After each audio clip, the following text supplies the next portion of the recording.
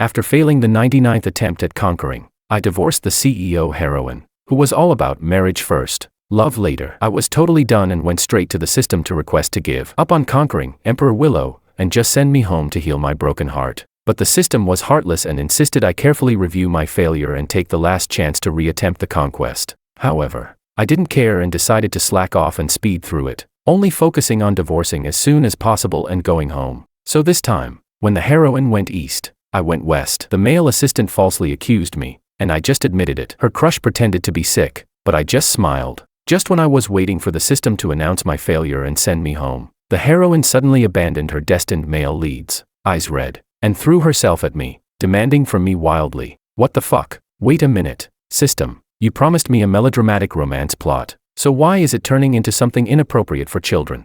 Chapter 1. In the company's conference room, the female CEO Willow slammed her palm onto the meeting table, her face dark with anger as she asked, "George, why did you set Martin up?" Looking at Willow, who was radiating fury, I simply yawned, unconcerned, and continued scrolling through my phone. This scene again, this line again, I've heard it 99 times, and today it's finally going to be the 100th. Even if Willow doesn't get tired of it, I'm about to lose it. "George, I'm asking you again, what's with this attitude?"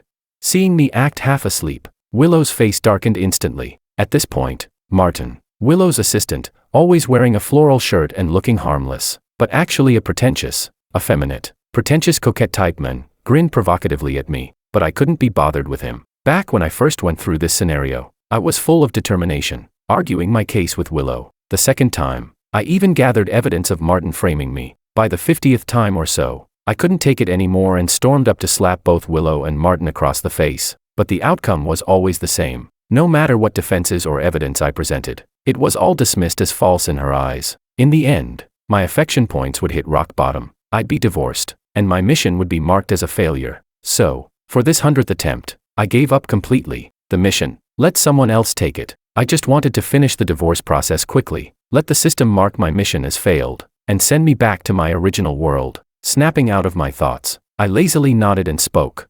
All right, I've heard you. You're right, I did it. I was jealous of Martin being more capable than me. I was envious of him having more of your trust. So I set him up, suppressed him, trying to drive him out of the company. I'm a person of poor character and low abilities, a disgrace to the company, not worthy to be your husband. So, I voluntarily resign, to atone for my crimes. Is that enough, CEO Willow?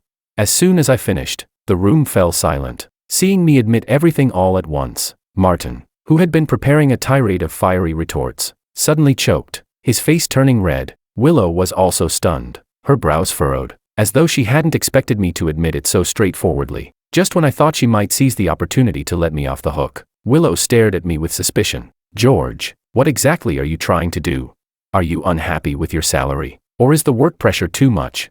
I rolled my eyes. "My dear, in the past, you couldn't wait to throw me out to appease your pretentious coquette assistant. Now that I'm voluntarily resigning, why are you unhappy?"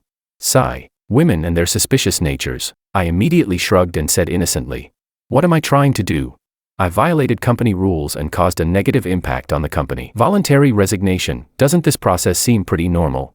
With that, I pulled out the divorce agreement I had already prepared and slapped it on the table. "By the way, you might as well sign this too. Don't worry, I won't take a single cent. I just need your agreement." The moment Martin saw the divorce agreement, his eyes lit up, but he pretended to start his performance, speaking in a fake, pitying tone. "George, don't do this." CEO Willow was just angry for a moment. "You don't have to take it to the level of divorce, CEO Willow. Maybe we can just forget about it." I don't think George did it on purpose. Hearing Martin's insincere, exaggerated words, I couldn't help but feel ecstatic. Yes, that's it. This is the vibe.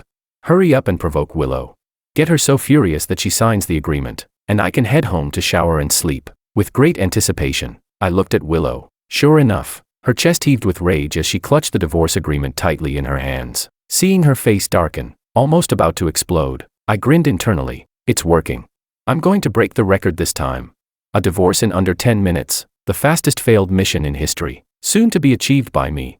Just as I was already considering whether to play a couple of games or grab skewers with my buddies when I got home, the next moment, I suddenly heard a sharp, crisp sound. I looked in the direction of the noise, and my smile froze on my face. Chapter 2. To my shock, Willow tore the divorce agreement on the table in half, For a moment, no one in the conference room even dared to breathe. I was frozen in place. What on earth is wrong with this woman? Oh no, my ticket home just slipped through my fingers. The next moment, Willow stood up and walked toward me, grabbing my collar and demanding, "You can't pull off something so flawless on your own. Spill it. Who's your accomplice?" I let out a confused "ah" to show my bewilderment. Her twisted logic left me speechless. "Sister, what accomplice? The only accomplice I have is my desire to go home." I decided to escalate things and throw even more dirt on myself. "No accomplice. Really, it's just me doing this. They say you never really know a person's heart, only their face. Well, I'm a terrible person. I'm arrogant, ruthless, a bully, and a criminal. I'm the #1 cancer of the company. Keeping me around is a disaster. Not only do I not deserve to stay in the company, I don't even deserve to be your husband." I gave my impassioned speech, and I almost started to believe it myself. But then, there was a soft pft. Someone around me couldn't hold in a laugh. The shoulders of several executives in the room started to shake with suppressed laughter. Willow's face grew darker. She slammed her hand on the table again and shouted, "Enough. I'm not here for your stand-up comedy. Tell me, who else in the company was involved in this plot to frame Martin?" Seeing things weren't going well, Martin immediately started his fake good guy act again. "CEO Willow, maybe we can just let it go." "I'm sure George." "Shut up." Willow coldly interrupted him, her eyes flashing with determination as she said, "This matter must be investigated thoroughly. Get me the surveillance footage from the warehouse that day." Martin's face turned pale. I felt my heart drop. Oh no. If they pull up the surveillance footage, all of Martin's little schemes will be exposed. If he's exposed, that would mean I was framed. If I'm framed, how am I supposed to leave with everything in order? No way. I quickly slammed Willow's laptop shut before Martin could say anything. "You can't check it." "CEO Willow, I've confessed. There's physical and testimonial evidence. What do you need the surveillance for? Just fire me and divorce me, and this will be over."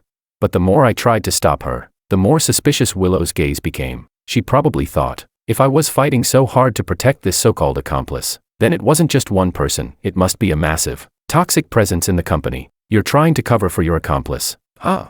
Well, I'm going to investigate this to the end." Without saying another word, she picked up the phone and called security. Soon, the large screen in the conference room displayed the surveillance footage from the warehouse that day. We saw Martin sneaking around, moving a batch of substandard materials into the warehouse, then expertly tearing off the seal I had signed and sticking it on a box of defective goods. The footage was crystal clear, even showing the leaf stuck between his teeth as he smirked wickedly. For a moment, everyone's gaze in the room was fixed on Martin's pale face. Chapter 3. Martin immediately panicked, stumbling over his words in an attempt to explain. No, CEO Willow, please let me explain. There's been a misunderstanding. Someone's been pressuring me." "Shut up." Willow had lost any desire to listen, not even sparing him a glance. Looking at Martin, who was now at a loss, I couldn't help but sigh. This is just ridiculous. The current pretentious coquette assistant is so low-level. He looks presentable enough, but how is his IQ lower than a rotten potato dug up from the field? I frowned, feeling disillusioned, but Willow misunderstood. She quickly walked up to me, and for the first time, there was an expression of apology on her face. "I'm sorry, George, this time I was too hasty. As compensation, if you have any requests, I'll do my best to fulfill them." My eyes instantly lit up. I quickly raised my head, grabbing her wrist and asking, "Really, anything?"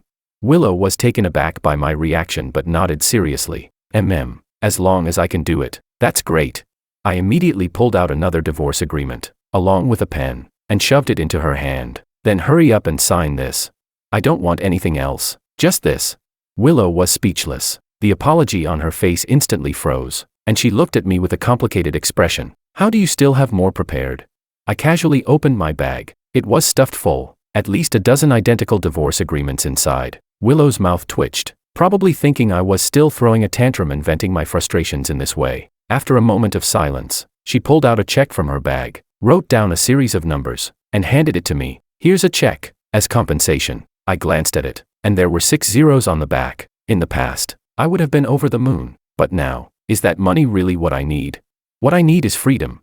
I took the check, tore it to pieces in front of her. "I told you, I don't want money. I want a divorce." As the check fell apart, Willow was completely stunned. She probably never imagined that I would be so obsessed with divorce. For a moment, I could see the guilt in her eyes deepen. The next moment, she turned to look at Martin, who had practically wet himself from fear. "Do you want to handle him?" she asked. My mind immediately started racing. Martin, though a fool, still had some use. If he stayed by my side, he could continue to stir up conflicts between me and Willow, helping me pave the way for my divorce. If he were fired, Willow wouldn't have anyone to sow discord. What if, one day, she suddenly had a moment of madness and decided to keep me around just because of my handsome face? What if she refused to let me go? Snapping back to reality, I cleared my throat and quickly spoke up. I think, even though Martin did something wrong, he's still understandable. Besides, he's incredibly talented and an asset to the company. Firing him over such a small matter would be a loss to the company. In my opinion, not only should he not be fired, but he should be promoted, given a raise, and even offered shares. The more I spoke, the more I tried to lift Martin up to the heavens. But after hearing me, Willow gave me a look that said, "You're still upset, aren't you?"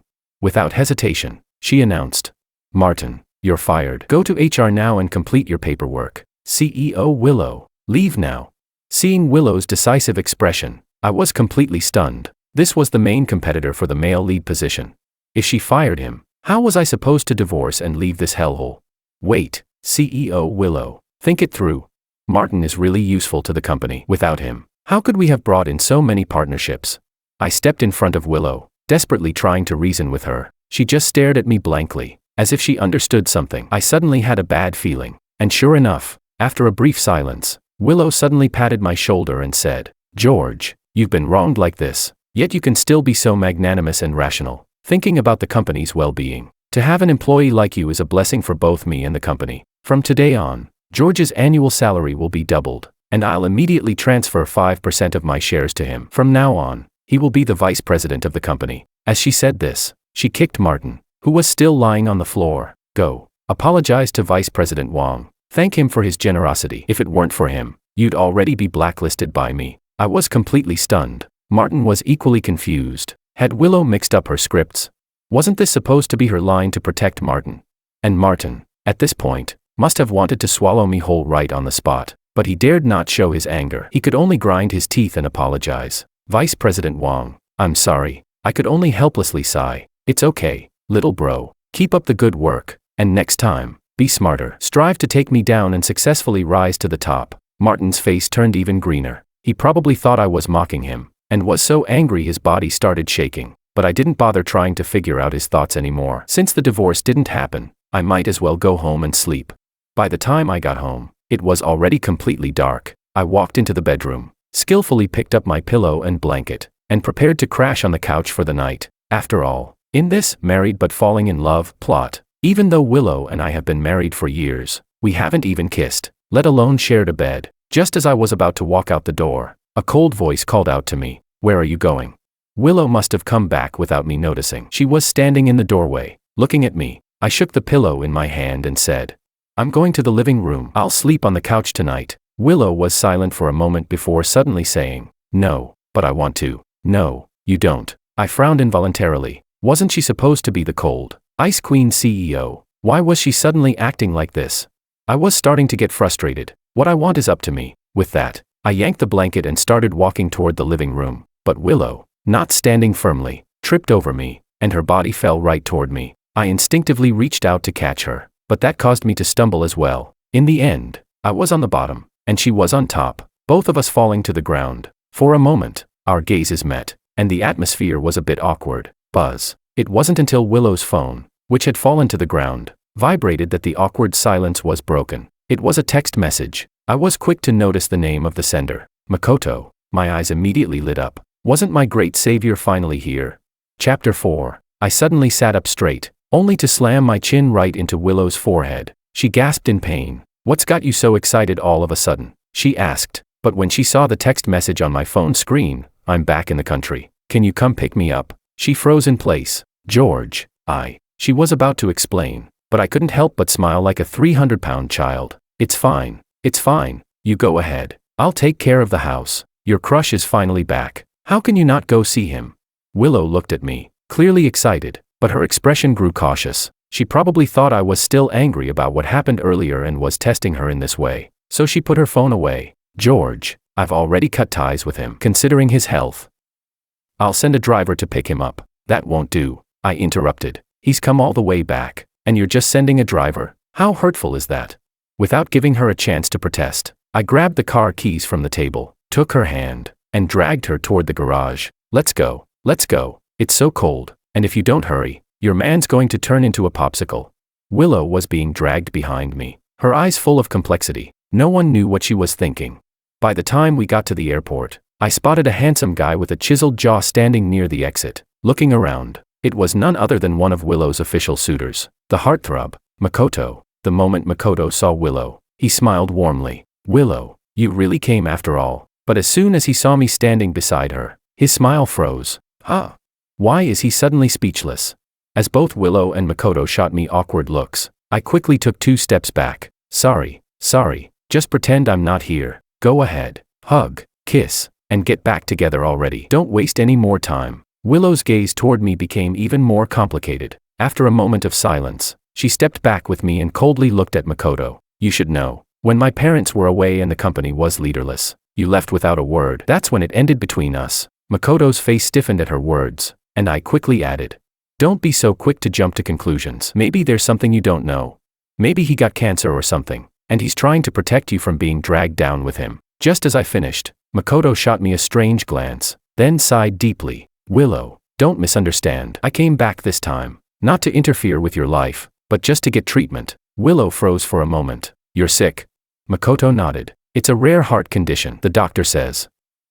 I don't have much time left, and they advised me to come back and receive conservative treatment. He paused and added, unless I can find someone with the same rare blood type as mine to donate a heart, but honestly, I've lost hope. With that, he put on a tragic smile, looking as though he had already resigned himself to his fate. Willow seemed to have thought of something, and her gaze shot to me as she said, Panda blood, that's. I suddenly woke up from my drowsiness. From the experience of the previous 99 attempts, I knew what was coming next. Willow would ask me to donate my heart, and in return, she'd give me an artificial one and fulfill all my wishes. Of course, I had refused before, even trying to expose Makoto's fake illness, but the result was always the same. Willow would have someone knock me out, tie me to the operating table, and, with the push of an anesthetic, rip out my heart. At this point, I figured, whether I stick my neck out or pull it back, it's going to end the same way. It would be better to agree to the transplant, get it over with, and then divorce so I could go home and sleep.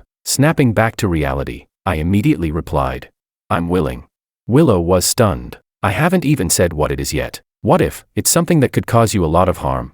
A flash of reluctance crossed her eyes. I followed suit and gazed at her with deep affection. It's okay, as long as it's for you, even if it means death. I'm willing. Willow was completely frozen. She looked at me with an expression as if she was seeing me for the first time. After a moment of silence, she asked hoarsely, What do you want as compensation? I immediately pulled out my precious divorce agreement again. Divorce. That's my only wish. Please, grant it. I handed her the pen, my eyes full of longing to go home, but Willow remained silent again. She looked at the agreement in my hands, hesitating to take the pen. After a long pause, she shook her head. I'll think about this carefully. Makoto's eyes flashed with displeasure, but he still put on an act of being magnanimous. Willow's right. You can't force something like this. Besides, Mr. Wong, you're still Willow's husband. How could I take her from you? He turned to Willow with an invitation. It's been a while since we saw each other. How about we have dinner tomorrow, together? Willow subconsciously looked at me. I was puzzled. Why does she keep looking at me? I'm not your father. But Willow took a deep breath, as if she had made up her mind. I'm sorry. Before she could finish, I quickly covered her mouth and shouted. She agrees. Tomorrow noon. Right, she's agreed. We'll definitely be there. I cheerfully agreed on her behalf. Makoto froze for a second, then smiled nonchalantly, but as he was leaving, he whispered a warning in a tone only the two of us could hear. George, don't flaunt your affection in front of me. You can't beat me.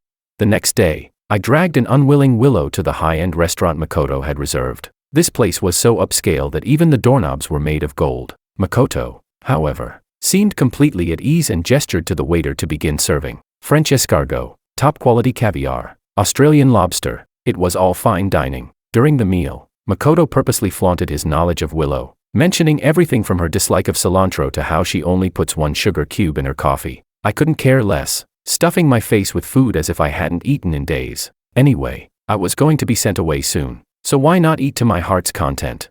Around us, the other diners were dressed elegantly and acted refined, looking at me as though I had just stepped off a farm. I overheard whispers. That guy doesn't even know how to use a knife and fork. It's so funny. Yeah, Look at the way he's eating the lobster. It's like he hasn't eaten in 3 days. Their giggles reached my ears. Makoto smirked disdainfully, wiped his mouth with a napkin, and arrogantly said, "George, when you're out in public, you should really learn some table manners. Otherwise, you'll just embarrass Willow." As soon as he finished speaking, there was a loud crash. Willow, usually so composed, had actually flipped the table. "Makoto, mind your words. George is my husband now." Chapter 5. I was so stunned that the half piece of lobster I had been eating dropped straight to the floor. This script was getting a little too wild, wasn't it?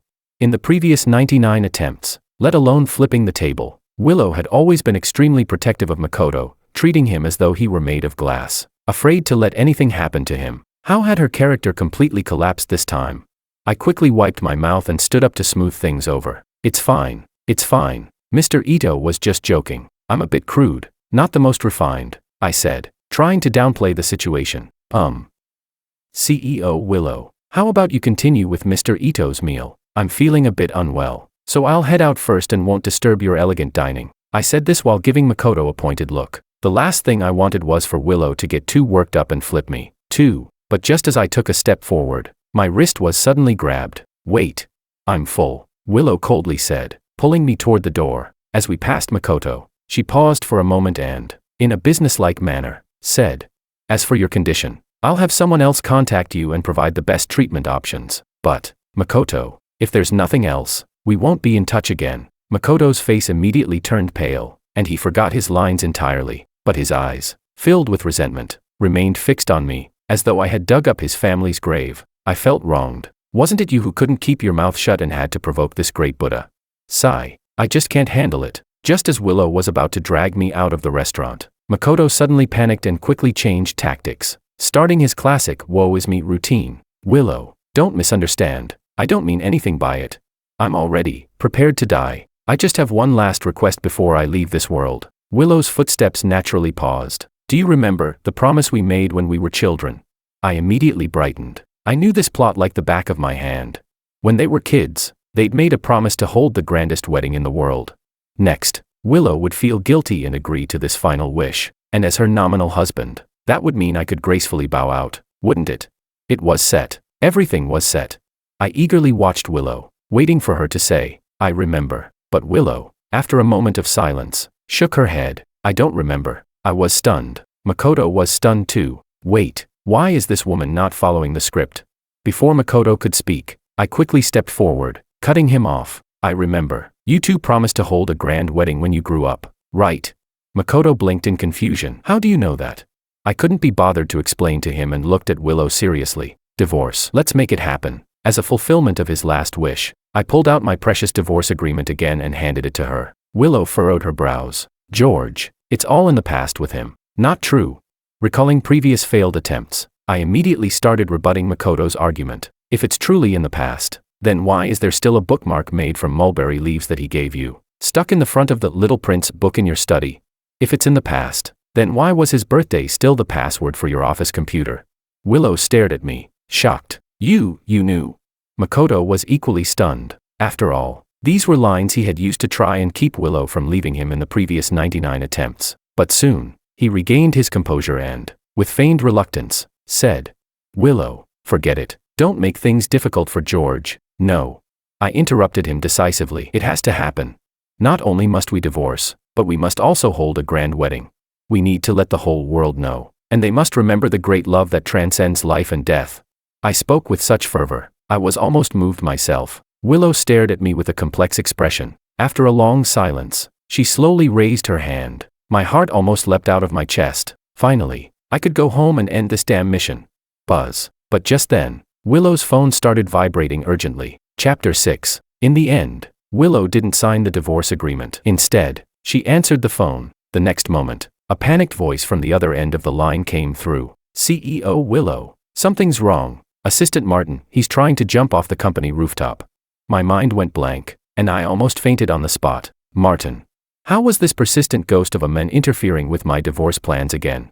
Willow's face changed instantly, and she quickly apologized to Makoto before rushing out. Makoto, however, snorted coldly behind me. "TCH, you got away this time." I didn't bother responding to him, rushing to follow Willow to the company.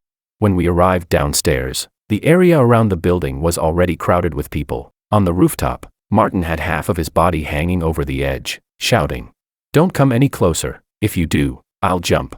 Willow's face turned pale as she held a megaphone and tried to reason with him. "Martin, calm down, and we'll talk this through."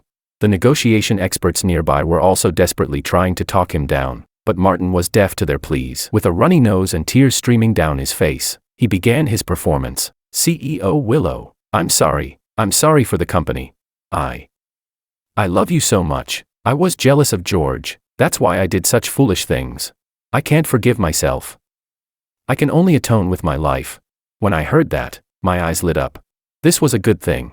I quickly squeezed my way to Willow's side and shouted loudly, "Martin, I understand your feelings. To let you and CEO Willow be together, I'm willing to step aside. I'll divorce Willow right now and make way for you." Martin paused for a moment, then looked at me in disbelief. I quickly shook the divorce agreement in my hand and urged Willow, "Hurry up and sign. Lives are at stake here. A living, breathing person is hanging on the edge." I nearly recited every guilt-tripping line Willow had used on me in the previous 99 attempts when Martin had tried to jump. Then, I forcibly placed the pen in her hand. But this time, Willow hesitated, looking at me with a trace of reluctance in her eyes. "But this wouldn't be fair to you. It's fine, as long as you and the company are safe. I don't care about anything else." Willow seemed to sense my determination. After a brief moment of hesitation, she finally grabbed the pen. Martin's eyes gleamed with triumph. I also thought this time was a done deal. But the next moment, Willow threw the pen off the rooftop, grabbed the megaphone, and coldly said, "I don't care anymore. If you want to jump, go ahead." Chapter 7. Martin was stunned. So was I. This wasn't how it was supposed to go. In the typical melodrama, wouldn't the female lead, in an attempt to save her pretentious coquette assistant, tearfully agree to all his demands? Why is she just letting him die?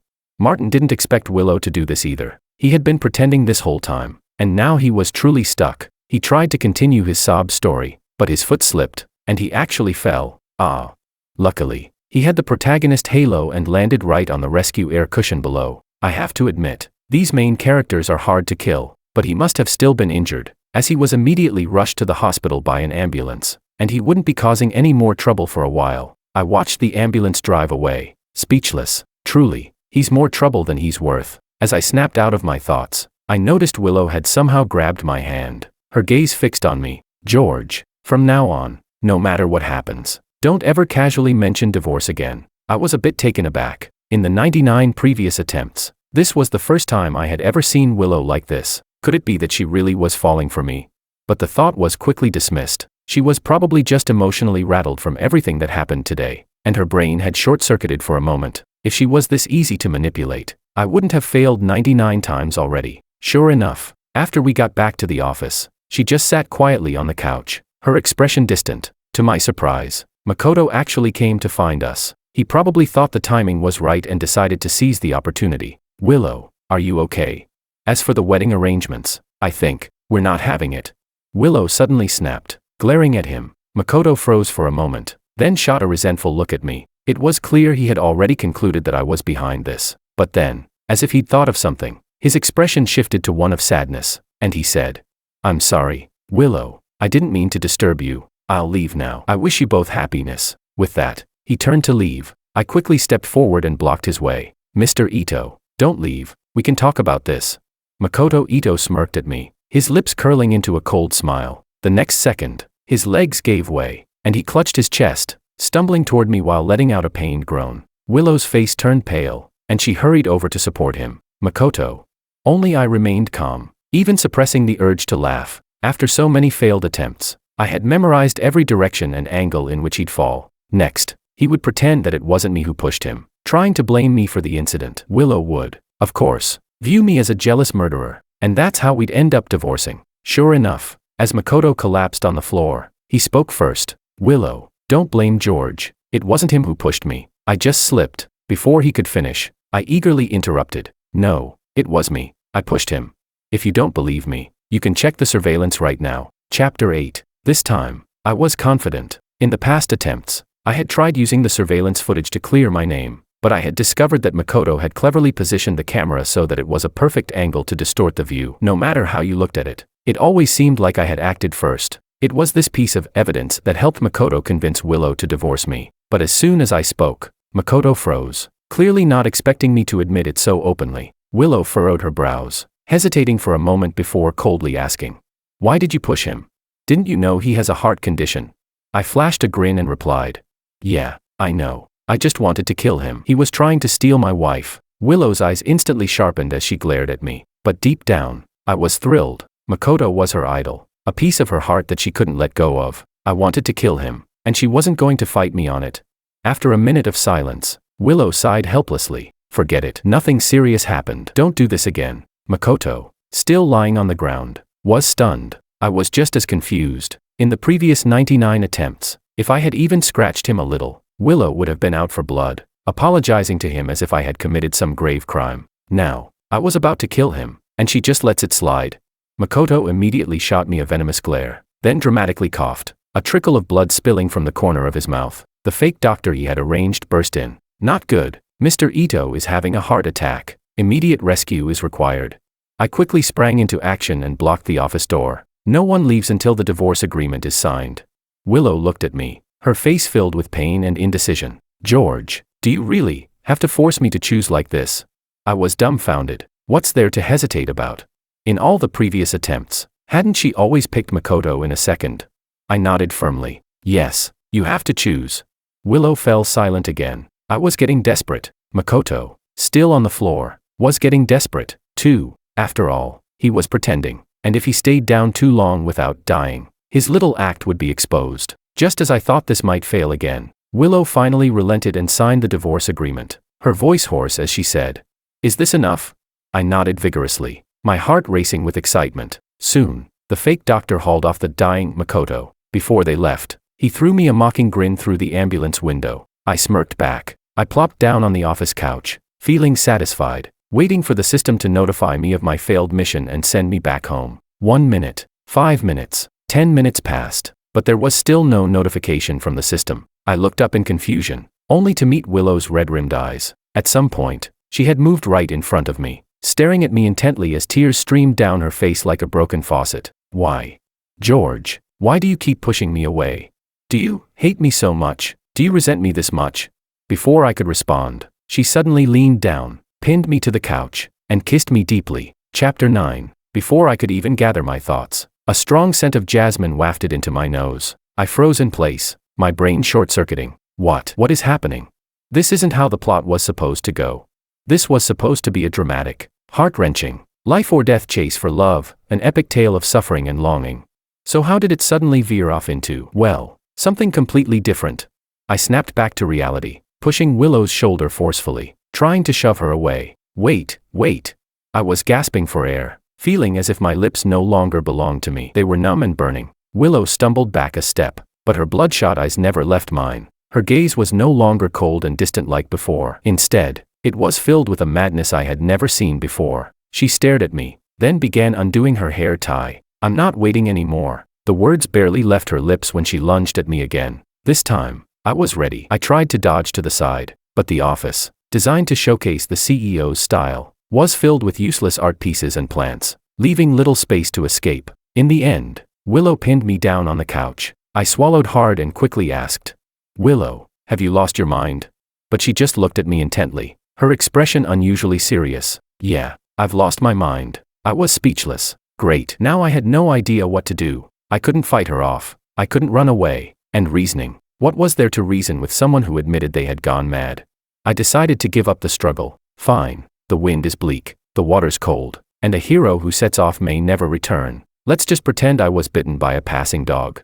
I don't know how much time passed, but Willow finally regained her usual cold demeanor, expertly retying her hair. Glancing out the window, I realized the sun was rising. Willow and I sat side by side on the couch, neither of us speaking. The atmosphere was so awkward that you could almost feel it in the air, thick enough to carve out a 3-bedroom apartment. I subtly turned my head, stealing a glance at the woman beside me. Her dampened face, pressed against the back of the couch, had lost some of the icy CEO sharpness, replacing it with an indescribable, almost sultry allure. But at the moment, I wasn't in the mood to appreciate that. My mind was consumed with one thought. Why hasn't the damn system made any move? Based on my past experiences, Willow had already signed the divorce agreement. The system should have long ago declared my mission failed and sent me back to the real world. So why was it taking so long this time? Just as I was about to lose my patience, the long-awaited system notification finally sounded in my mind. Chapter 10. But the system's voice sounded a little guilty. I immediately growled in my mind. Finally decided to show up. Had your fun watching the drama? Hurry up and send me back home. Don't you care about meeting your KPIs? Ahem. Host, please calm down. The system's voice stammered. It's like this. According to Clause 8, Section 12 of the Time Travel Execution Management Regulation. Speak in plain language. I interrupted it impatiently. The system's voice immediately grew weaker. Well, you haven't officially gotten your divorce certificate, although you've signed the agreement. From a legal perspective, you're still legally married. Our system must follow the law. After all, I almost spat out an old mouthful of blood after hearing that. What the hell? I've been fighting for my life to get home, and here you are, with your thick brows and big eyes, exploiting legal loopholes behind my back. Deep breath. Calm down, George. Calm down. It's just a matter of getting a divorce certificate. How big of a deal could it be?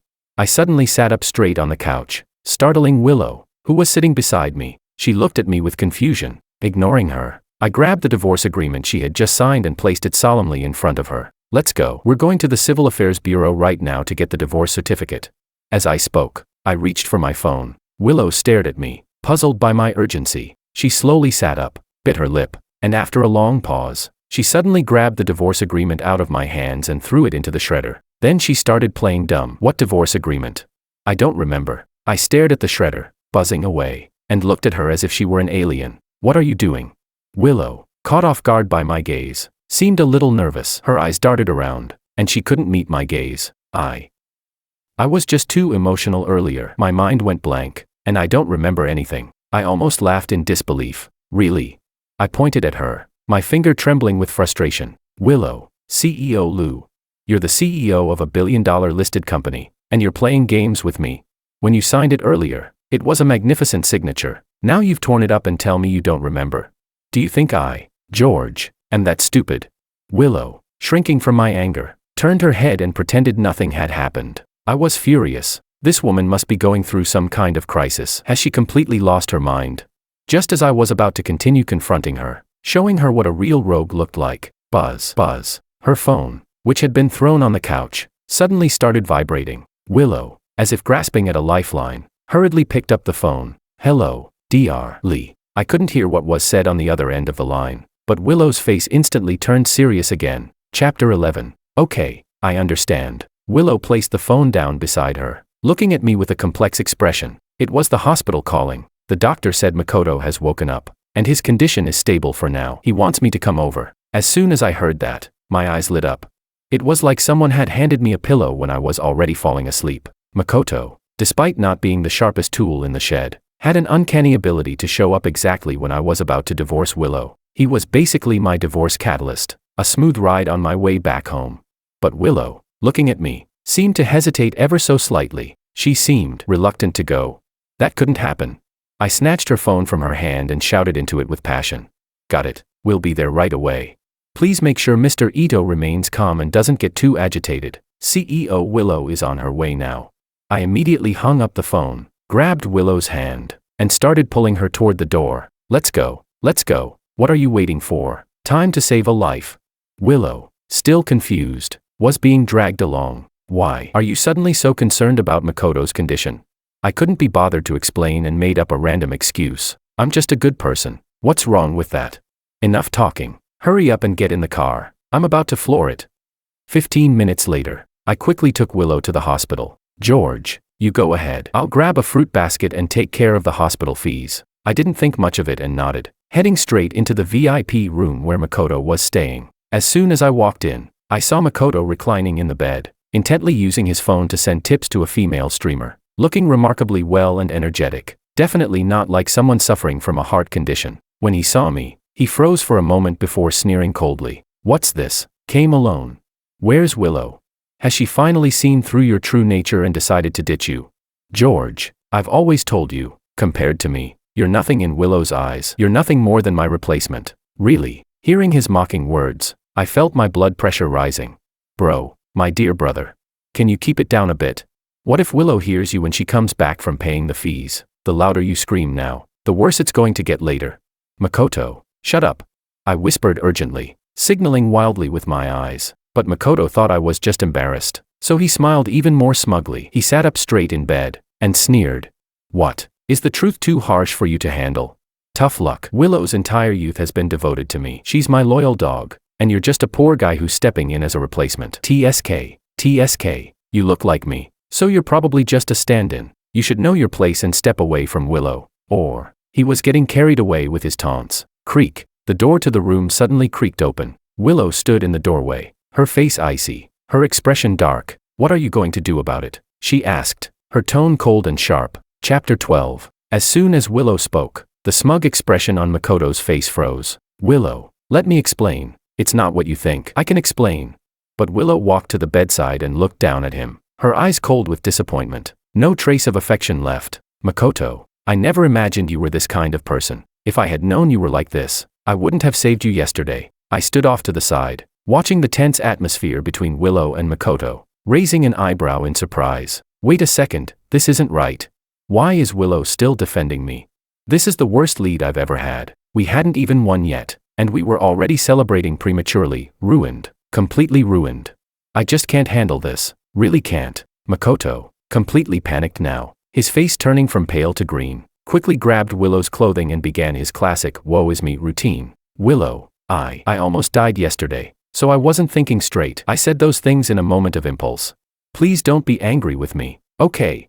Now, all I want is to spend my last time with you, as a friend. Tears nearly spilled from his eyes as he spoke. At the mention of death, Willow's expression softened just slightly. She pulled her clothes from his grip, stepped back, and distanced herself from him. I understand. I'll arrange for the best doctors and the best medications. Focus on your treatment, but from now on, don't contact me again, and don't contact him either. Makoto was about to say something else, but his gaze inadvertently swept over Willow's neck. The next second, his eyes widened in shock, and his voice trembled as he pointed at her neck. Willow, what's on your neck? Willow froze for a moment, instinctively reaching up to touch her neck. There, clearly visible, was the mark from yesterday, a reminder of the intense, rough moments between me and the system. Willow's face turned bright red in an instant, from her cheeks all the way to her ears. She was embarrassed and angry, glaring at me before whispering, "We'll talk about this when we get home." With that, she dashed out of the room like a startled rabbit, covering her neck, not looking back. Sorry, I need to use the restroom.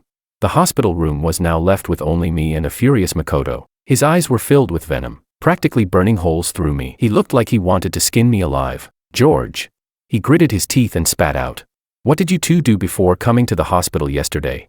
Chapter 13. I remembered that absurd scene in the office and quickly decided to turn a blind eye. It's nothing. I raised my hands, showing an innocent expression. We were just sharing experiences on how to train fighting dogs. Makoto clearly didn't believe me. He thought I was boasting on purpose, trying to deceive him. He snorted, and suddenly, as if remembering something, he said with disdain, "George, don't get too happy so soon. Right now, she's only with you because she hasn't grown tired of you yet. I'm the patient now, the one Willow can't get out of her mind." He said this while glancing at the steaming soup on the nightstand, pointing at it with his eyes. "Tell me, if Willow comes back and finds me." Before he could finish, I interrupted, taking the words from his mouth. "You'll find me pouring hot soup on you, which will make you think I did it out of jealousy, to take revenge, right?" Makoto fell silent for a moment, then smiled proudly. "Ha, at least you have some brains." I was speechless inside. I had lived through this scene many times, and I already knew exactly what would happen next. Even with my eyes closed, he would spill the soup himself, then pretend to be defending my cause, but in reality, he would accuse me of doing it, taking advantage of Willow's innocent heart to get me kicked out of the room. But I couldn't wait any longer. I couldn't let this fool act on his own. That would only be ineffective. So, under Makoto's surprised gaze, I approached and took the steaming soup. What are you going to do?" Makoto swallowed, looking at me with some fear. I smiled at him, showing my teeth. "I'll help you. No need to thank me." With that, I flicked my wrist, and the hot soup spilled suddenly onto his legs. Ah! A piercing scream echoed throughout the VIP room. Makoto jumped out of the bed as if he no longer had any heart problems. Where was the man who was about to die of a heart attack? Willow, who was just returning from the bathroom, witnessed this horrific scene. She was stunned and, without thinking, screamed at me, "George, what's going on here?" I threw the empty bowl on the floor, wiped my hands, and turned to face her, meeting her surprised gaze. "It's nothing. I just spilled the soup on Makoto because my hand trembled." "Why?" I smiled coldly, looking directly into her eyes, and said word by word, because I envy him. I can't stand seeing you be so nice to him. It annoys me. Today, either he leaves here, or we go to the civil registry to ask for a divorce. You choose. Makoto, who was still screaming from the burn, stopped complaining upon hearing this. Although he hated me deeply, he couldn't help but suppress his anger and continued playing the role of the good and innocent man. He covered his burned thigh with a pained expression and said to Willow, "Willow, don't put me in that position. Let me go. I'm a man condemned to die. I can't allow my presence to affect your marriage with Mr. Wang any further." His words were full of false dignity and compassion. Everything had finally returned to its course. It was time for Willow to go with me to the civil registry. On the side, Makoto smiled at me with satisfaction, sure that Willow would stop me, scolding my bad actions and taking his side, separating from me. However, Willow only looked at me in silence for a few seconds, then nodded. "All right, I'll do as you wish." Instantly, she turned and said to the nurse who had arrived after hearing the commotion,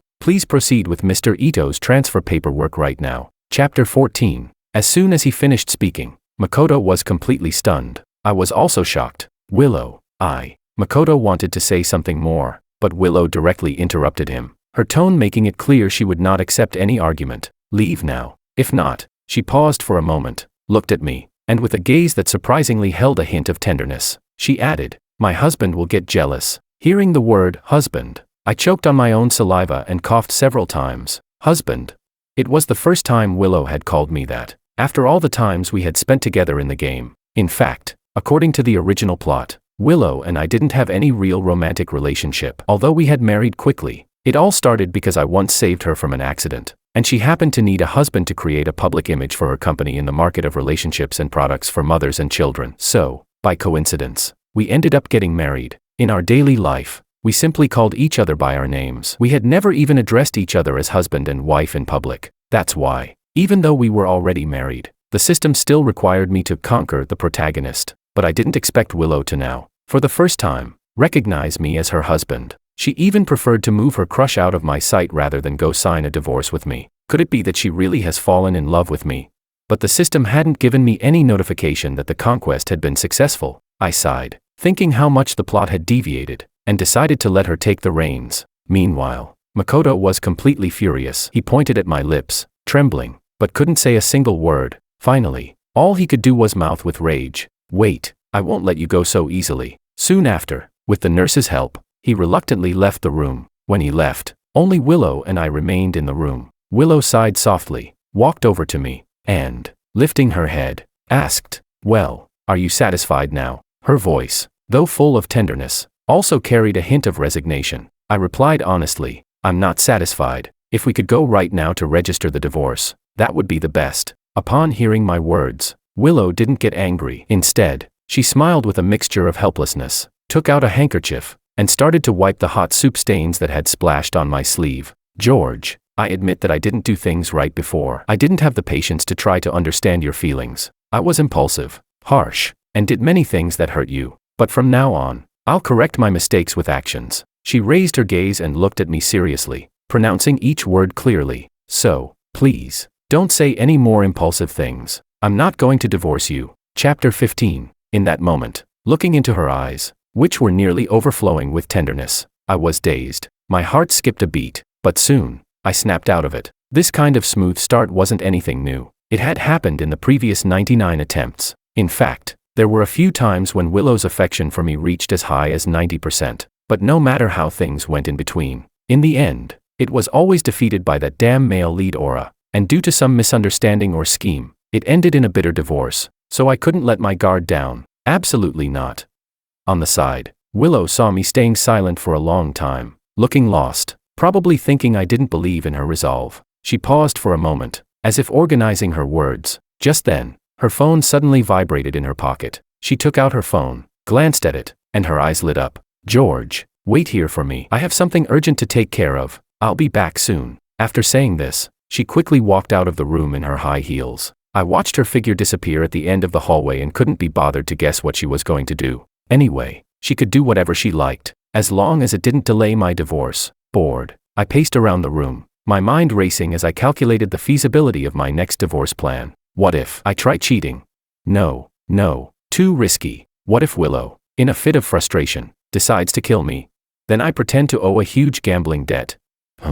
That doesn't seem to work either. With her current attitude, she'd probably think, hubby's debt is my debt, and silently pay it off for me. Just when I was racking my brain but couldn't come up with anything, a sarcastic voice suddenly came from behind. Well, if it isn't Vice President Wang, why are you alone here? I turned around, and to my surprise, it was none other than my old assistant, Martin. At this point, most of his injuries had healed, but his left arm was still wrapped in a bandage and in a thick plaster cast. When he saw that I was the only one in the room, and remembered that Makoto had been transferred to another hospital, a knowing expression instantly appeared on his face. So, did Willow kick you out? TSK, I told you, you couldn't beat Makoto, and you definitely can't beat me. Now you see who the real winner is, don't you? I was at a loss for words when I heard this. I couldn't wait for him to win, for Willow to go straight to the Civil Affairs Bureau to get a divorce, and then the system would judge that I had failed the conquest and send me straight home. Thinking of this, I quickly nodded and earnestly said,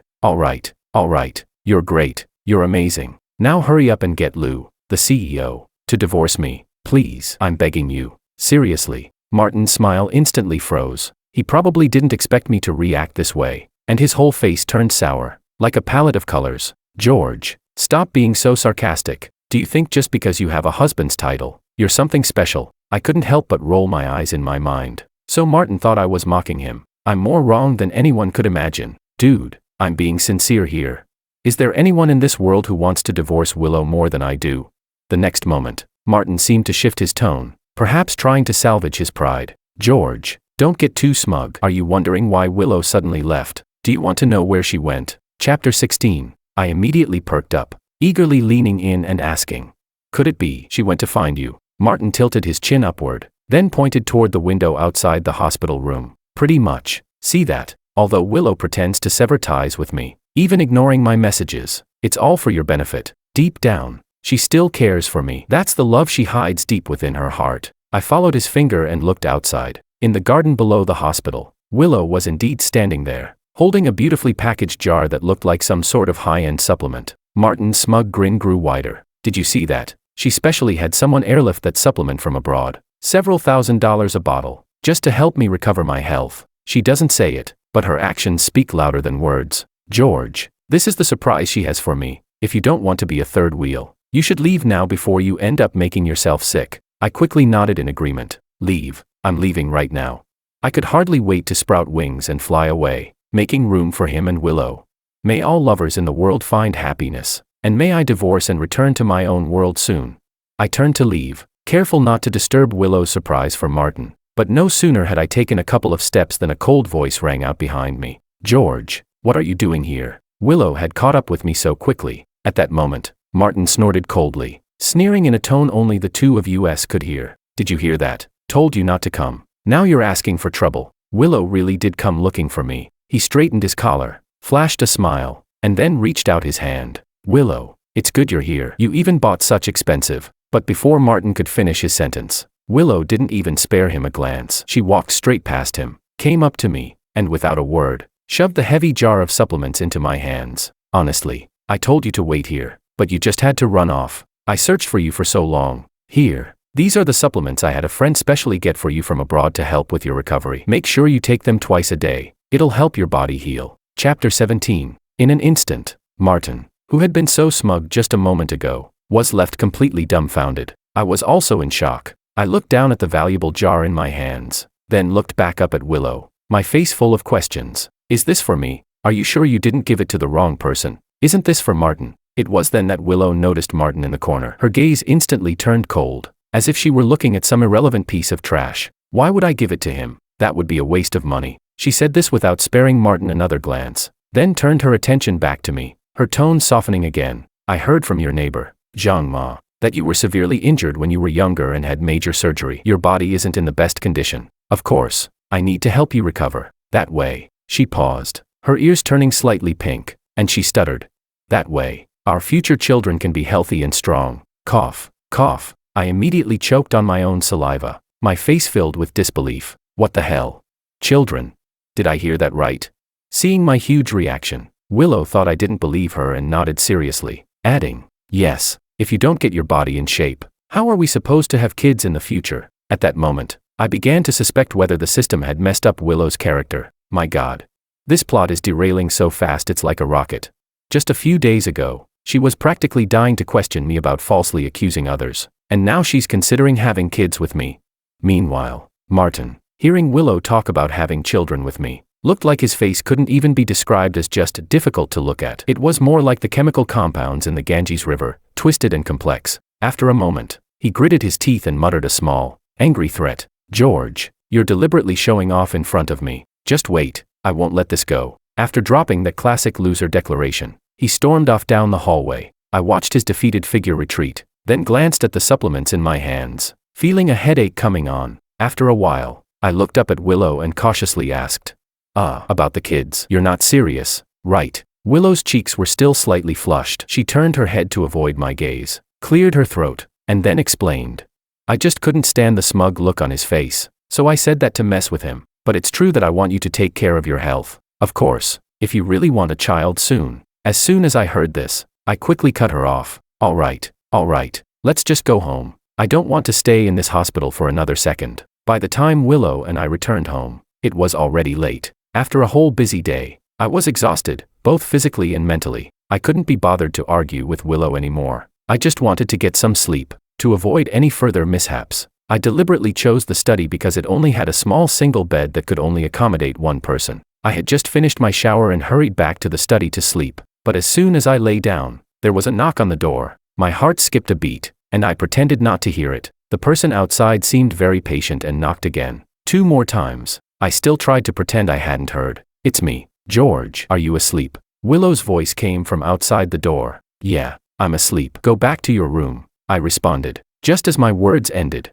the doorknob began to turn on the side. Makoto smiled at me with satisfaction, sure that Willow would stop me, scolding my bad actions and taking his side, separating from me. However, Willow only looked at me in silence for a few seconds, then nodded. All right, I'll do as you wish. Instantly, she turned and said to the nurse who had arrived after hearing the commotion, please proceed with Mr. Ito's transfer paperwork right now. Chapter 14. As soon as he finished speaking, Makoto was completely stunned. I was also shocked. Willow, Makoto wanted to say something more, but Willow directly interrupted him, her tone making it clear she would not accept any argument. Leave now. If not, she paused for a moment, looked at me, and with a gaze that surprisingly held a hint of tenderness, she added, my husband will get jealous. Hearing the word husband, I choked on my own saliva and coughed several times. Husband. It was the first time Willow had called me that, after all the times we had spent together in the game. In fact, according to the original plot, Willow and I didn't have any real romantic relationship. Although we had married quickly, it all started because I once saved her from an accident, and she happened to need a husband to create a public image for her company in the market of relationships and products for mothers and children. So, by coincidence, we ended up getting married. In our daily life, we simply called each other by our names. We had never even addressed each other as husband and wife in public. That's why, even though we were already married, the system still required me to conquer the protagonist. But I didn't expect Willow to now, for the first time, recognize me as her husband. She even preferred to move her crush out of my sight rather than go sign a divorce with me. Could it be that she really has fallen in love with me? But the system hadn't given me any notification that the conquest had been successful. I sighed, thinking how much the plot had deviated, and decided to let her take the reins. Meanwhile, Makoto was completely furious. He pointed at my lips, trembling, but couldn't say a single word. Finally, all he could do was mouth with rage. Wait, I won't let you go so easily. Soon after, with the nurse's help, he reluctantly left the room. When he left, only Willow and I remained in the room. Willow sighed softly, walked over to me, and, lifting her head, asked, well, are you satisfied now? Her voice, though full of tenderness, also carried a hint of resignation. I replied honestly, I'm not satisfied. If we could go right now to register the divorce, that would be the best. Upon hearing my words, Willow didn't get angry. Instead, she smiled with a mixture of helplessness, took out a handkerchief, and started to wipe the hot soup stains that had splashed on my sleeve. George, I admit that I didn't do things right before. I didn't have the patience to try to understand your feelings.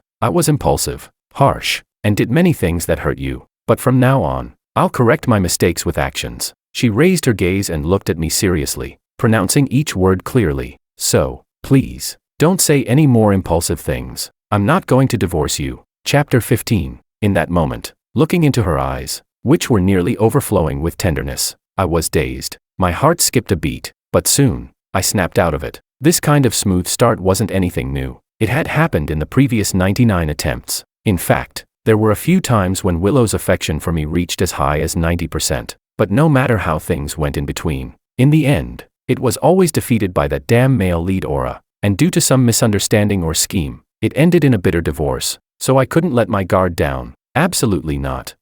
On the side, Willow saw me staying silent for a long time, looking lost, probably thinking I didn't believe in her resolve. She paused for a moment, as if organizing her words. Just then, her phone suddenly vibrated in her pocket. She took out her phone, glanced at it, and her eyes lit up. "George, wait here for me. I have something urgent to take care of. I'll be back soon." After saying this, she quickly walked out of the room in her high heels. I watched her figure disappear at the end of the hallway and couldn't be bothered to guess what she was going to do. Anyway, she could do whatever she liked, as long as it didn't delay my divorce. Bored, I paced around the room, my mind racing as I calculated the feasibility of my next divorce plan. What if I try cheating? No, too risky. What if Willow, in a fit of frustration, decides to kill me? Then I pretend to owe a huge gambling debt. That doesn't seem to work either. With her current attitude, she'd probably think, hubby's debt is my debt, and silently pay it off for me. Just when I was racking my brain but couldn't come up with anything, a sarcastic voice suddenly came from behind. Well, if it isn't Vice President Wong, why are you alone here? I turned around, and to my surprise, it was none other than my old assistant, Martin. At this point, most of his injuries had healed, but his left arm was still wrapped in a bandage and in a thick plaster cast. When he saw that I was the only one in the room, and remembered that Makoto had been transferred to another hospital, a knowing expression instantly appeared on his face. "So, did Willow kick you out?" TSK, I told you, you couldn't beat Makoto, and you definitely can't beat me. Now you see who the real winner is, don't you? I was at a loss for words when I heard this. I couldn't wait for him to win, for Willow to go straight to the Civil Affairs Bureau to get a divorce, and then the system would judge that I had failed the conquest and send me straight home. Thinking of this, I quickly nodded and earnestly said, all right, you're great, you're amazing. Now hurry up and get Lou, the CEO, to divorce me, please. I'm begging you. Seriously. Martin's smile instantly froze. He probably didn't expect me to react this way, and his whole face turned sour, like a palette of colors. George, stop being so sarcastic. Do you think just because you have a husband's title, you're something special? I couldn't help but roll my eyes in my mind. So Martin thought I was mocking him. I'm more wrong than anyone could imagine. Dude, I'm being sincere here.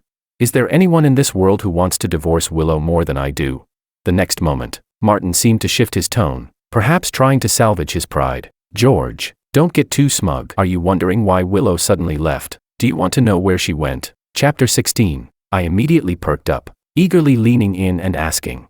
Could it be she went to find you? Martin tilted his chin upward, then pointed toward the window outside the hospital room. Pretty much. See that? Although Willow pretends to sever ties with me, even ignoring my messages, it's all for your benefit. Deep down, she still cares for me. That's the love she hides deep within her heart. I followed his finger and looked outside. In the garden below the hospital, Willow was indeed standing there, holding a beautifully packaged jar that looked like some sort of high-end supplement. Martin's smug grin grew wider. Did you see that? She specially had someone airlift that supplement from abroad. Several $1,000s a bottle, just to help me recover my health. She doesn't say it, but her actions speak louder than words. George, this is the surprise she has for me. If you don't want to be a third wheel, you should leave now before you end up making yourself sick. I quickly nodded in agreement. Leave. I'm leaving right now. I could hardly wait to sprout wings and fly away, making room for him and Willow. May all lovers in the world find happiness, and may I divorce and return to my own world soon. I turned to leave, careful not to disturb Willow's surprise for Martin, but no sooner had I taken a couple of steps than a cold voice rang out behind me. George, what are you doing here? Willow had caught up with me so quickly. At that moment, Martin snorted coldly, sneering in a tone only the two of us could hear. Did you hear that? Told you not to come. Now you're asking for trouble. Willow really did come looking for me. He straightened his collar, flashed a smile, and then reached out his hand. Willow, it's good you're here. You even bought such expensive. But before Martin could finish his sentence, Willow didn't even spare him a glance. She walked straight past him, came up to me, and without a word, shoved the heavy jar of supplements into my hands. Honestly, I told you to wait here, but you just had to run off. I searched for you for so long. Here, These are the supplements I had a friend specially get for you from abroad to help with your recovery. Make sure you take them twice a day. It'll help your body heal. Chapter 17. In an instant, Martin, who had been so smug just a moment ago, was left completely dumbfounded. I was also in shock. I looked down at the valuable jar in my hands, then looked back up at Willow, my face full of questions. Is this for me? Are you sure you didn't give it to the wrong person? Isn't this for Martin? It was then that Willow noticed Martin in the corner. Her gaze instantly turned cold, as if she were looking at some irrelevant piece of trash. Why would I give it to him? That would be a waste of money. She said this without sparing Martin another glance, then turned her attention back to me, her tone softening again. I heard from your neighbor, Zhang Ma, that you were severely injured when you were younger and had major surgery. Your body isn't in the best condition. Of course, I need to help you recover. That way. She paused, her ears turning slightly pink, and she stuttered. That way, our future children can be healthy and strong. Cough, cough. I immediately choked on my own saliva, my face filled with disbelief. What the hell? Children? Did I hear that right?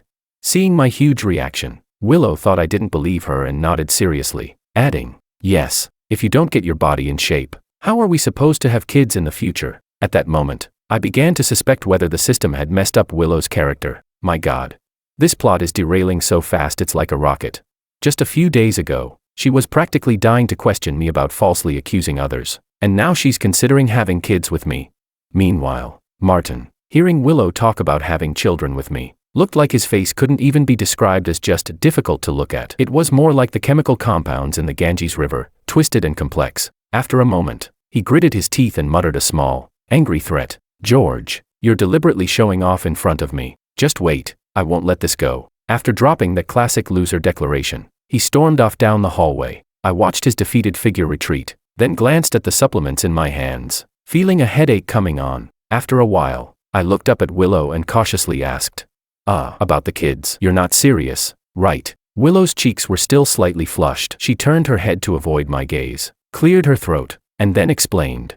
I just couldn't stand the smug look on his face, so I said that to mess with him. But it's true that I want you to take care of your health. Of course, if you really want a child soon. As soon as I heard this, I quickly cut her off. All right, let's just go home. I don't want to stay in this hospital for another second. By the time Willow and I returned home, it was already late. After a whole busy day, I was exhausted, both physically and mentally. I couldn't be bothered to argue with Willow anymore. I just wanted to get some sleep. To avoid any further mishaps, I deliberately chose the study because it only had a small single bed that could only accommodate one person. I had just finished my shower and hurried back to the study to sleep, but as soon as I lay down, there was a knock on the door. My heart skipped a beat, and I pretended not to hear it. The person outside seemed very patient and knocked again. 2 more times. I still tried to pretend I hadn't heard. It's me. George, are you asleep? Willow's voice came from outside the door. Yeah, I'm asleep. Go back to your room, I responded. Just as my words ended, the doorknob began to turn. Before I could react, Willow directly used a spare key to open the door. She had just finished her shower as well, wearing a silk robe,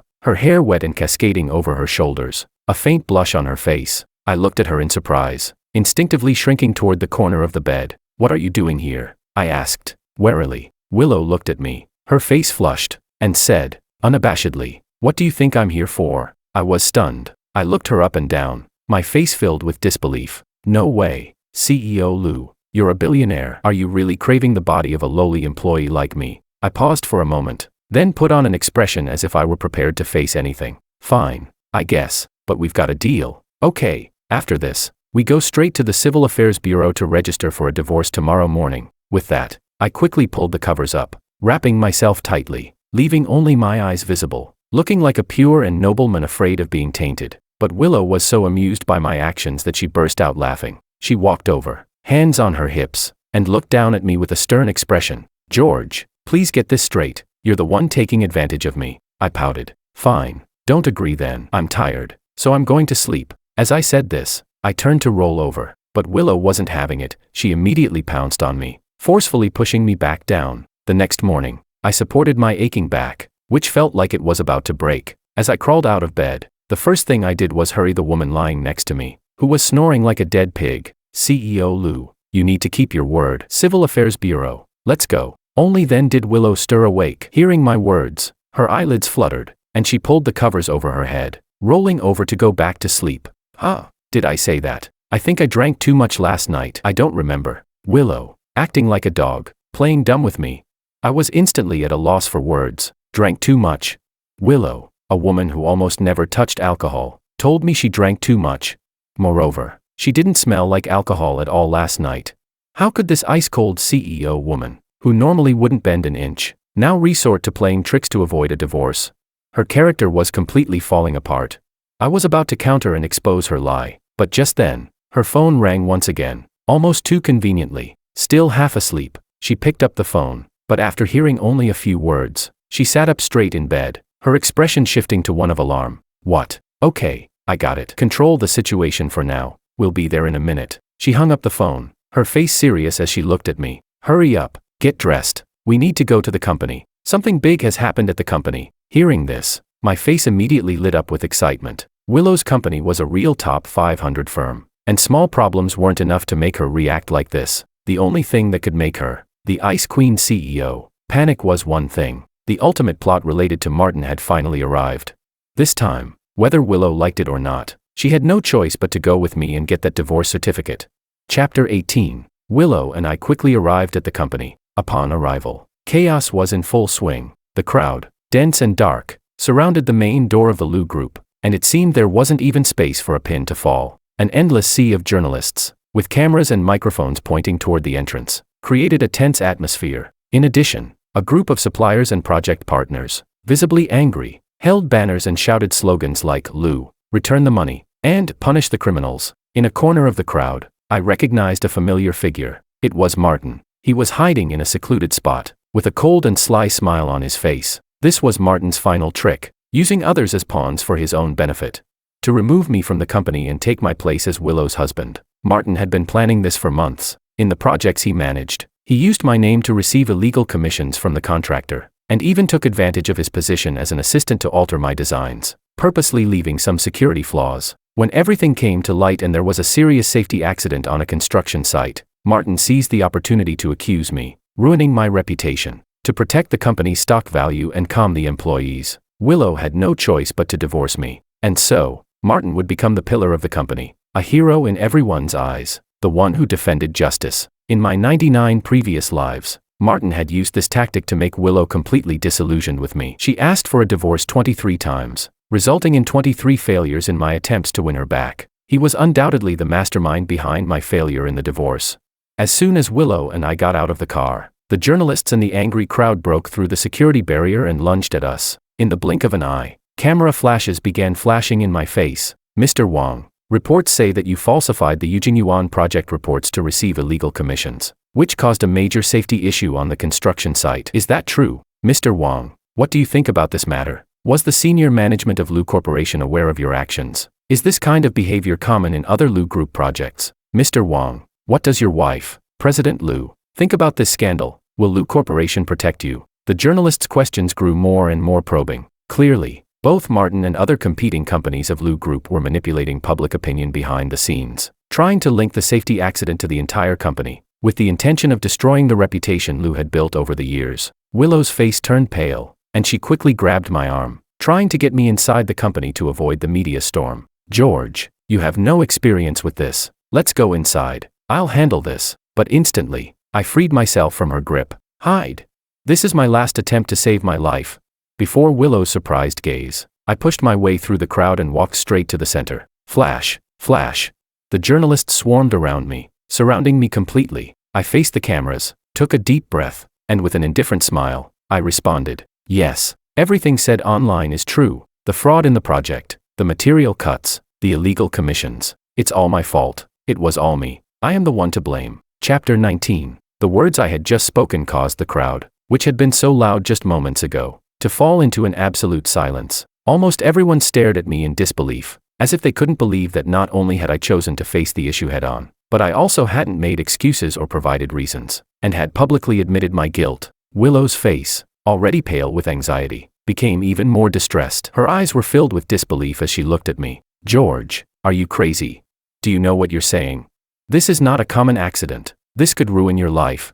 In a corner of the crowd, Martin, the main culprit, also seemed surprised. After 99 failed attempts to win her over, I knew perfectly well that he had prepared a whole battery of excuses and false evidence, even hired people to gather fake proof, all in an attempt to destroy me in front of the journalists. But instead of that, I had surrendered myself. Perhaps Martin was so confused that he didn't even understand why he hadn't yet launched his attack when I had already confessed myself. Just as Martin's mind was about to collapse, Willow couldn't stay still and rushed towards me. She snatched the microphone away from me and, with reddened eyes, tried to explain to the crowd, "I apologize. George is very upset. He might not be in the best state of mind. You shouldn't take what he said seriously. That was just." But before Willow could finish, I interrupted her. "No, I am completely clear now. I repeat, everything I said is true. All the problems were caused by me, and I am willing to take full responsibility for this incident." Willow looked at me with wide eyes, and then, with desperation, she grabbed my arm, demanding, "It can't be. George, you're lying. Is all of this for a few bribes? You don't need the money. How could you do something like this for money?" Suddenly, my heart skipped a beat. Wow, I had forgotten this small detail. After all, I was the vice president of Lou Corporation, with shares in the company, a 7-figure salary, driving a BMW, living in a mansion, and I was married to the president of a multi-billion-dollar company. To say that I was risking my future for a few million in bribes was an insult to intelligence. No, I couldn't let it end like this. This was the best opportunity for a public divorce. My mind started working quickly, and I immediately came up with a brilliant excuse. Looking at Willow, with a hoarse voice, I said, "Money. Who told you I did it for money?" With a sharp movement, I freed myself from her grip and took a step back, creating some distance between us. I pointed at the Lou Corporation skyscraper, and with an almost frantic voice, I shouted, "I, George, am a corporate spy sent by Lou Corporation's competitors. My goal was never money. My purpose has always been to destroy Lou Corporation, to destroy you, Willow Lou." Chapter 20. As soon as the words left my mouth, the crowd erupted once again. If the earlier talk about kickbacks causing a safety accident was merely an internal corporate security issue, now with the involvement of corporate espionage, the nature of the situation had completely changed. And not only was I a corporate spy, but I was also ostensibly Willow's husband. This news was far more exciting than the project shortcuts. "Mr. Wong, could you tell us which company sent you as an insider? Mr. Wong, was your involvement in the safety incident also a result of instructions from the company behind this? Mr. Wong, was your marriage to President Liu part of your strategy to infiltrate Liu Group?" In an instant, the reporters went wild, bombarding me with questions from all directions, trying to extract more exclusive inside information. Willow was completely stunned. She stared at me, her face filled with disbelief, her eyes even showing a hint of hurt. In the corner, Martin also snapped out of his shock. Although the process had been a bit convoluted, the result seemed better. His eyes shifted, and he quickly donned a look of sorrow, pushing through the crowd and hypocritically shouting at me, "Vice President Wong, how could you do such a thing? President Liu has been so kind to you. How could you betray her, betray the company, right now? It's a crucial time for the company's transformation and upgrade. What will happen to the stock price and the company's future development with you doing this?" As he shouted, he subtly signaled to a few well-dressed middle-aged men standing nearby. These were the shareholders and board members of Liu Group. As expected, the faces of the board members immediately turned as dark as the bottom of a pot. Normally, they didn't participate in the specifics of project management, but this time, it had gotten so out of hand that it severely impacted the company's stock price and their future dividends. They could no longer stand by and do nothing. Soon, one of the bald-headed old men pointed at Willow and began yelling, "Willow, look at the good husband you found. You've let the wolf into the house. Let the wolf into the house. Now the stock price is already starting to drop. If you don't do something about it, the company will be destroyed by your love-stricken brain." Another chubby board member chimed in, "That's right. The only solution now is to immediately sever all ties with him. Hold a press conference, divorce him, put him in prison. If not, Liu Group's 20 years of reputation, the hard work your parents put into it, will all be ruined." In an instant, the shareholders and board members were all fired up, spitting with fervor, pushing Willow to sever ties with me. Willow was surrounded by them, her face as pale as paper. I stood at the eye of the storm, yet in my heart, I was overjoyed. Chapter 21. It's a done deal. This move, it's absolutely secure. I know Willow too well. In order to successfully win her over, I had memorized the thick stack of information the system gave me about her, thicker than a dictionary, and I knew every detail by heart, even how many times she wet the bed when she was 3. She is a woman who lacks a sense of security and views her career as her entire life. The most crucial point is that this company is the only legacy and memory left to her by her parents, who tragically died in a car accident when she was young. When her parents passed away, the company was left without leadership, and as a child, she was even sidelined, suffering from exclusion and suppression. It was her who spent a whole 8 years, enduring hardship, and step by step, took back control of the company from those old foxes, bringing Lu Group to its current height, saying that Lu Group is the culmination of her entire life's effort and her anchor would not be an exaggeration. Now, I, this corporate spy, have seriously threatened the company's survival. Should she abandon the company, or abandon me, her husband? This choice, for her, wasn't even a question. With that thought, I felt completely confident, even starting to plan out whether I should celebrate by having hot pot after getting the divorce certificate or just head home for a long gaming session. However, I waited for a long time, but the phrase I had expected, "Okay, let's divorce," from Willow, didn't come. Under the pressure of the shareholders and board members, Willow remained silent for a long while. After a while, she slowly raised her head, pushed away the board members surrounding her, and walked step by step toward me. Just as I thought she had finally made up her mind to slap me and announce our divorce publicly, in the next moment, Willow suddenly extended her hand and tightly grabbed mine. Her hand was cold, even trembling slightly, but it gripped me tightly, as if she were afraid that I might slip away at any second. I was slightly stunned and looked up, but what I saw in her red, swollen eyes wasn't the panic or confusion from earlier. Instead, it was a kind of deep affection I had never seen before. "George is my husband, Willow. I believe in his character. No matter what happens, I will not give up on him, and I will never divorce him." Chapter 22. As soon as Willow finished speaking, the entire scene fell into a strange silence once again. Everyone stared at Willow as if she were a fool. I also turned sharply to look at Willow, doubting whether my ears were malfunctioning. What does Willow mean by this? At this moment, wasn't she supposed to scold me, sever all ties with me for the greater good, and make a dramatic stand against me? Instead, she was holding my hand and saying she believed in me. What kind of operation was that? I had already admitted to being a corporate spy. As expected, Willow's attitude quickly sparked outrage. She's gone mad. President Lu has absolutely lost her mind. This is blatant cover-up of a criminal. Covering up or not, I think they're in it together. A nest of snakes and rats. Boycott Lu Group. A company with such a black heart must be driven to bankruptcy. The board members were also furious, pointing at Willow and yelling at her. "Dismiss her. Let's hold a board meeting right now and remove her from the chairmanship."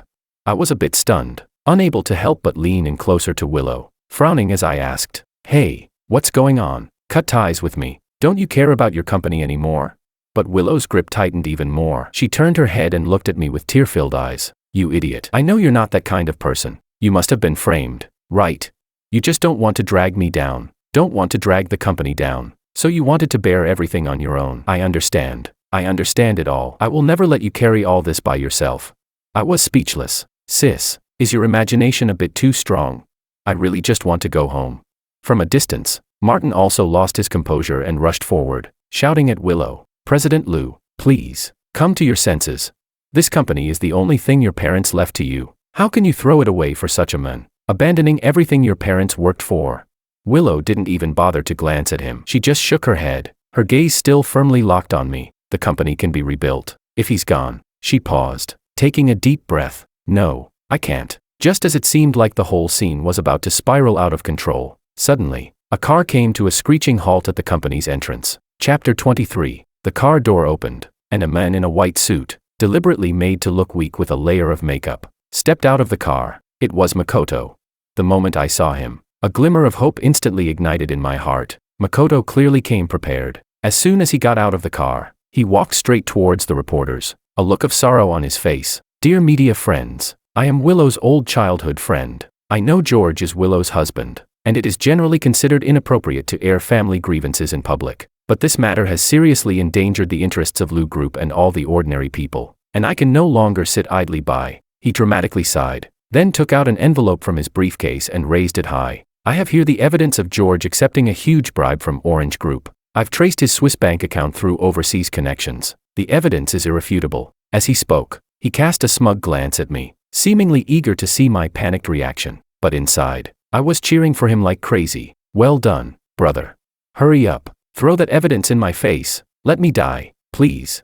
In the next moment, it seemed like Makoto sensed something, and immediately opened the envelope, showing the printed bank statement to all the cameras. "Look, everyone, this is the account. 6 months ago, a sum of $5 million was transferred from an empty shell company of Orange Group into this account." The reporters immediately shoved their cameras closer, But soon, a bald board member from Lu Group suddenly exclaimed, "Wait a minute, this account looks a little familiar." He adjusted his glasses and leaned in to take a closer look. "Hold on, this is the anonymous account that Martin had used for that overseas project, right?" As soon as those words were spoken, everyone's gaze instantly shifted to Martin, whose face had turned as pale as a ghost. At that moment, Martin felt a chill run down his spine, and cold sweat instantly soaked his back. He never expected that, with George already having admitted to the crime, some fool would come along with evidence from his own anonymous overseas transactions and stab him in the back like this. Willow also realized what had happened. She turned sharply and shot a cold, icy glare at Martin. "Martin, what is going on here? I have always treated you well at Lu Group. Why would you do this?" And even try to frame George. Seeing himself instantly become the target of everyone's accusations, Martin completely panicked. He stammered and pointed at Makoto and me, desperately trying to struggle. "It wasn't me, it's them. They must have colluded and forged the evidence to frame me. Yes, Makoto must be George's accomplice. They are trying to frame someone else." Upon hearing this, Makoto, who was now being accused of being an accomplice, looked at himself in confusion. What the hell? He came here to ruin George, and now he's being called George's accomplice. Chapter 24. A lie so blatant, Willow clearly couldn't bear it. The next moment, she quickly walked over to Martin, raised her hand, and slapped him hard across the face, her expression one of frustration and disappointment. "I really regret letting you into the company. From now on, may you spend the rest of your life regretting it in prison." With that, Willow immediately called the police. In no time, the sound of sirens grew louder and closer. Soon after, several police officers came running in, and after confirming the details of the case, they handcuffed Martin, whose face had turned a grayish, ashen color. "Martin, you are being charged with embezzlement, leaking trade secrets, and malicious defamation. Come with us." Thus, Martin was taken away by the police. Before leaving, he still glared at us with venomous eyes, as if he wanted to devour both me and Makoto alive. However, one of the officers, as if remembering something, approached Makoto, who still looked confused, and shook his hand kindly. "Sir, thank you so much. The key evidence you provided has greatly helped us solve the case." With that, a police officer took a bright red flag from his back and solemnly handed it to Makoto. On the flag, in large and vigorous characters, it read, "Brave." Additionally, the officer took 500 yuan bills from his pocket and placed them into Makoto's hand. "This is your reward of 500 yuan. Take it, don't refuse. It's a small gesture from us." Makoto, with the flag in one hand and the 500 yuan in the other, was completely stunned. Originally, he wanted to destroy me completely, trample on my corpse, and return to Willow as a savior. How could it be that he didn't kill me, but now turns out to be my savior and even receives recognition from the police? This is total humiliation. Meanwhile, Willow, seeing the expression on Makoto's face, which seemed like constipation, could hardly hold back her laughter and coughed lightly. Makoto, thank you for saving my husband's life." Hearing Willow's jab, Makoto felt a lump in his throat and almost vomited blood. He glared at me with hatred, and in a low voice, so only the two of us could hear, he threatened me through clenched teeth. "George, don't act so brave. You're doing well this time, but it won't be long before your luck runs out completely." With that, he threw the flag on the ground, didn't look back, got into the car, stepped on the accelerator, and left, not wanting to say anything more. The farce had come to an end. With the explosive news, the reporters left satisfied, while the directors, fearing conflict with Willow, quickly took advantage of the crowd to sneak away. The crowd that had been watching also started to disperse. Soon after, on the ground floor of the company, only Willow and I remained. Before I could react, she suddenly reached out and gave me a strong slap on the back. I staggered from the impact and turned around in surprise.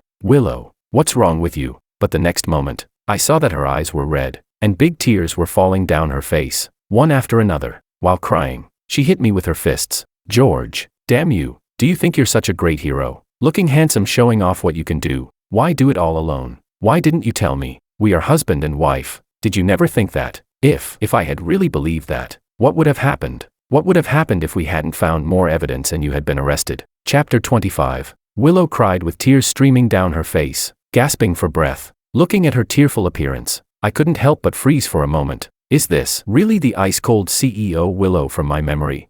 This seemed like the first time she had shown such a vulnerable side in front of me. Looking at her eyes, red and swollen from crying, my heart, which had hardened like iron in order to get back home, actually felt a slight softening, but I quickly calmed myself down. "No, George, you have to hold on. Don't forget, That bastard Makoto is still out there, alive and kicking.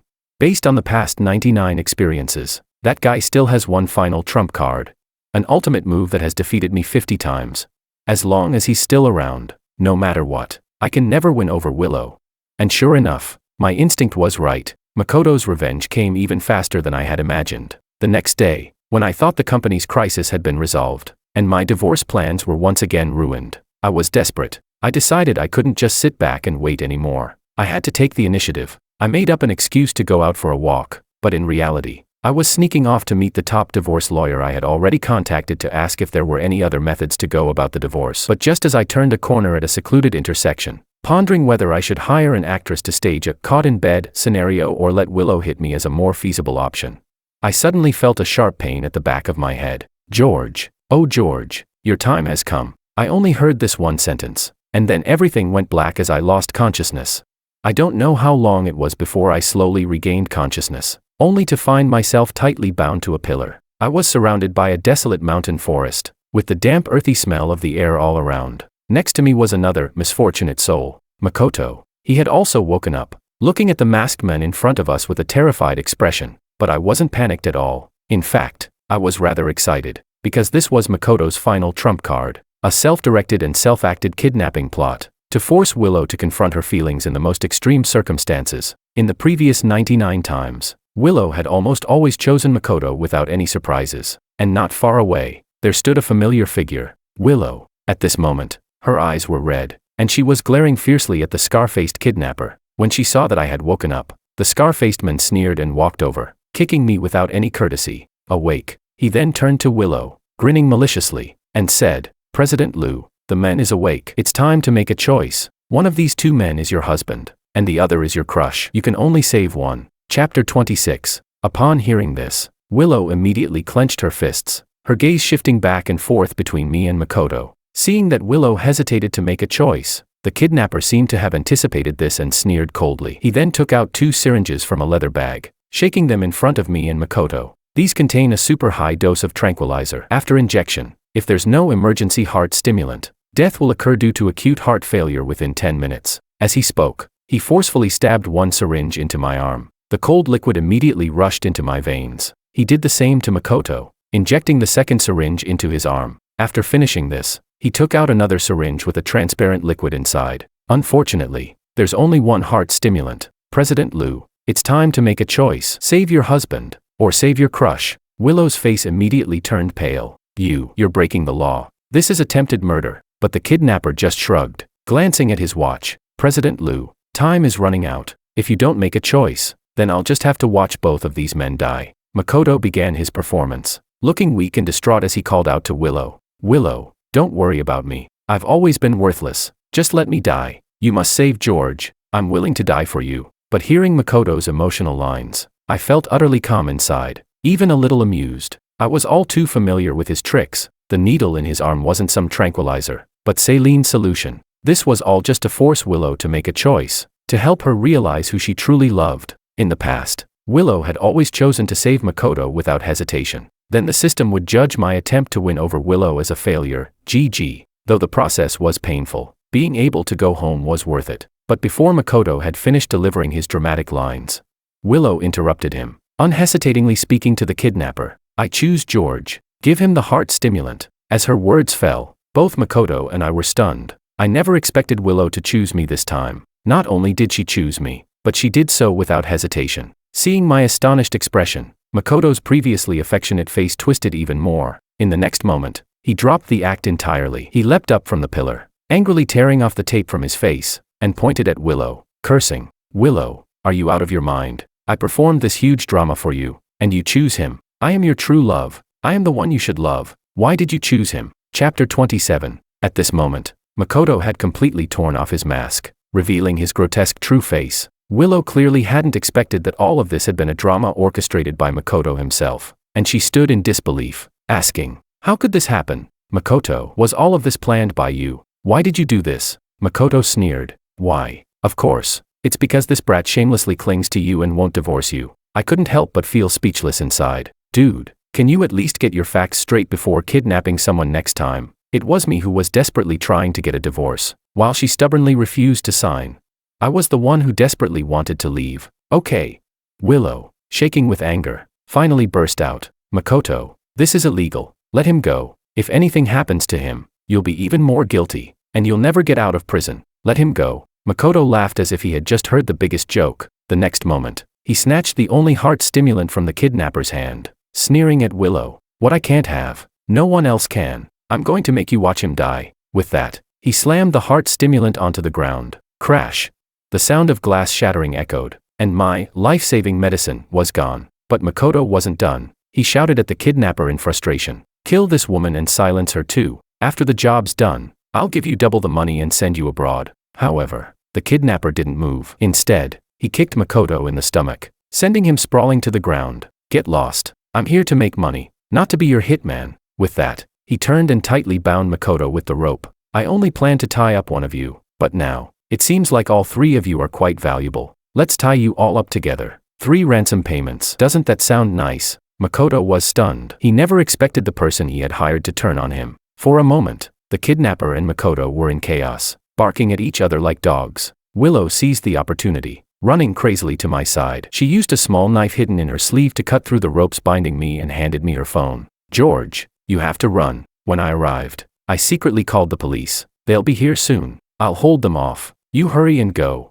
After saying that, she gave me a hard shove. I knew very well that if I ran now, I could definitely escape. As long as I ran, once the drug wore off, I'd be free. The system would judge my mission as a failure, and I'd be sent back home. This was the closest I had been to returning home. I could have run, but I turned around, looking at the woman who was standing in front of the kidnapper, using her frail body to buy me time to escape. I thought about her obsessive and passionate kiss in the office. I thought about how she held my hand downstairs and firmly said, I believe in him. I thought about the moment in the hospital when she first called me husband with that indulgent look in her eyes, and just now, how she didn't hesitate to choose to save me. Scene after scene, like a fast-forwarded movie, flashed through my mind. Enough. This time's really unlucky, I muttered under my breath. The next moment, instead of running, I turned around and charged back. Chapter 28. The tranquilizer in my system had already begun to take effect. Dizziness, fatigue, and my vision started to blur, but I couldn't give up. Let her go. The kidnapper had a firm grip on her hair, and with all the strength I had left,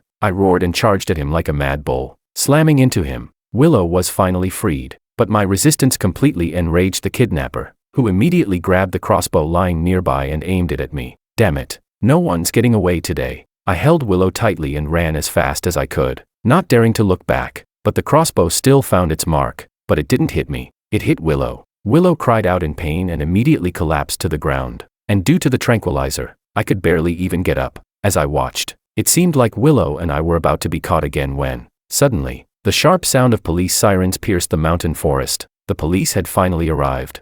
Soon, the kidnappers and Makoto were all arrested, and Makoto got his comeuppance. When he was pinned to the ground by the police, he started pretending to have a heart attack, foaming at the mouth and convulsing. The paramedics, thinking he was genuinely suffering, immediately pulled out a spare heart stimulant and injected it into him without question. A person with no heart condition was given a heart stimulant. The result was that he instantly went into convulsions. His legs stiffened, his heart rate spiked, and he died on the spot. It was quick and clean. Meanwhile, Willow and I were both rushed into ambulances.